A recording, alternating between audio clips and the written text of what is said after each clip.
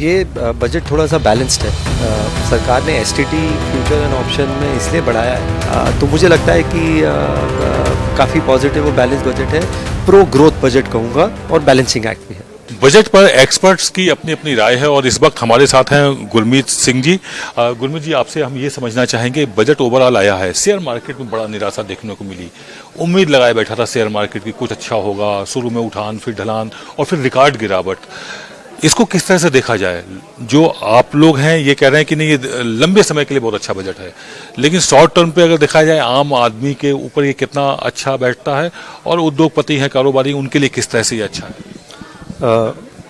ये बजट थोड़ा सा बैलेंस्ड है। सरकार ने एसटीटी फ्यूचर एंड ऑप्शन में इसलिए बढ़ाया है क्योंकि जो भारत में जो कैश टू डेरिवेटिव रेशियो है वो बहुत ज़्यादा, यूएस से भी ज़्यादा। यहाँ बहुत लोग एफएनओ स्पेकुलेशन में जा रहे हैं, उससे बहुत नुकसान हो रहा है।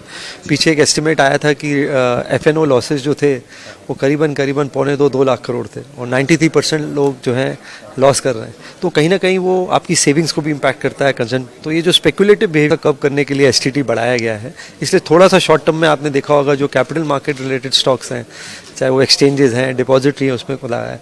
बट सरकार निवेश को ज़्यादा प्रोत्साहन देना चाहती है, लॉन्ग टर्म इन्वेस्टमेंट को ज़्यादा प्रोत्साहन देना चाहती है। तो कहीं पे एक ये बैलेंसिंग ऐड करने की कोशिश की है। टाइमिंग थोड़ा सा, क्योंकि अभी एफआईआईस बेच रहे हैं तो थोड़ा सा हम बात कर सकते हैं, बट एक बैलेंसिंग एक्ट है।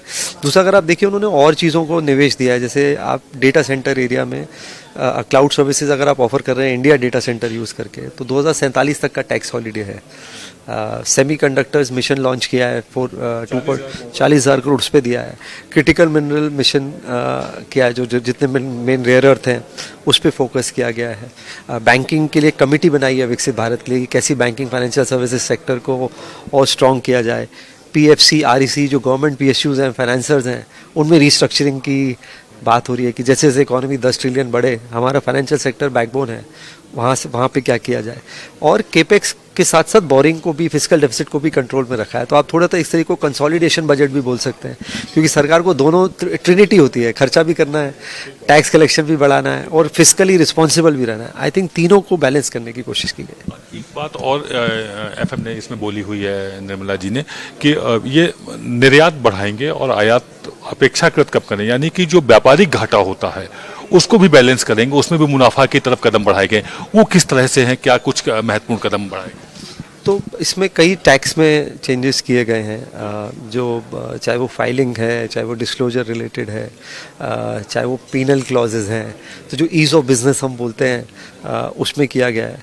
दूसरा, जब सरकार क्या अभी भी प्राइवेट इन्वेस्टमेंट उतना पिकअप नहीं किया है जितना सरकार चाहती है, तो अभी भी गवर्नमेंट को थोड़ा सा हेवी लिफ्टिंग करना है। तो पब्लिक जो कैपेक्स है गवर्नमेंट का वो 12 लाख करोड़ के ऊपर है। तो मुझे लगता है कि एक अच्छा नंबर है, कंसिडरिंग कि हम हर साल बढ़ाते जा रहे हैं। तो एब्सोल्यूट नंबर परसेंटेज में शायद आपको 8-10% जब दिखेगा, पर 12 लाख बड़ा नंबर है पब्लिक कैपेक्स। डिफेंस प्रोक्योरमेंट बड़ा है, तो जो क्रिटिकल एरियाज हैं कैपेक्स की, वहाँ पर सरकार कोशिश कर रही है। और at the same time tax cut करके, इंटरेस्ट रेट्स कम करके, प्राइवेट कंजम्पशन को भी बढ़ोतरा दी, ताकि धीरे धीरे प्राइवेट इन्वेस्टमेंट साइकिल भी प्ले आउट करे। तो जैसे मैंने बोला, बैलेंसिंग एक्ट है।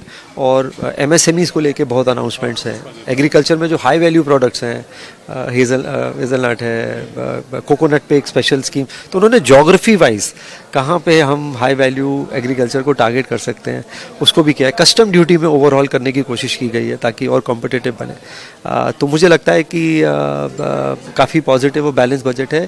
प्रो ग्रोथ बजट कहूँगा और बैलेंसिंग एक्ट भी है।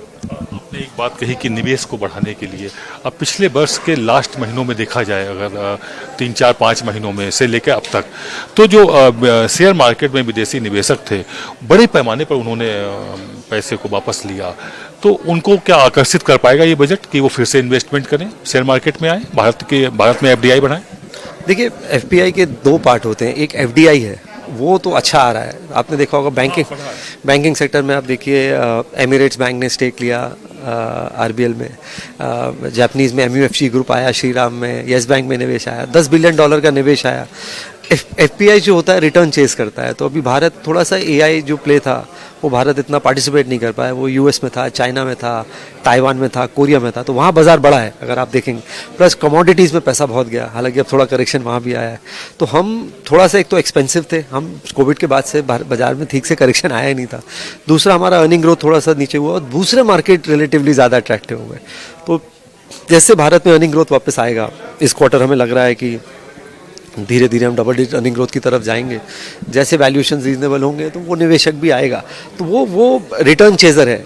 एक कैटेगरी लंबा निवेशक है, वो आ रहा है। एक शॉर्ट टर्म निवेशक है जो जहाँ मोमेंटम होता है, जहाँ नियर टर्म वहाँ जाता है। तो वो अभी ताइवान, चाइना, यूएस कमोडिटीज़ कर रहा है। जैसे जैसे वहाँ कूल ऑफ होगा, यहाँ पे रिटर्न थोड़ा बढ़ेगा तो यहाँ भी आएगा। तो थोड़ा टर्न होगा, थोड़ा समय लगेगा, but some point of time आएगा।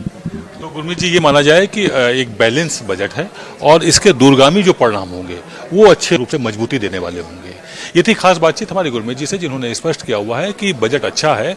ये बात अलग है कि ये बहुत जल्दी समझ में नहीं आएगा, लेकिन लंबे समय बाद समझ में आएगा कि इस बजट के क्या कुछ रिजल्ट रहे हैं।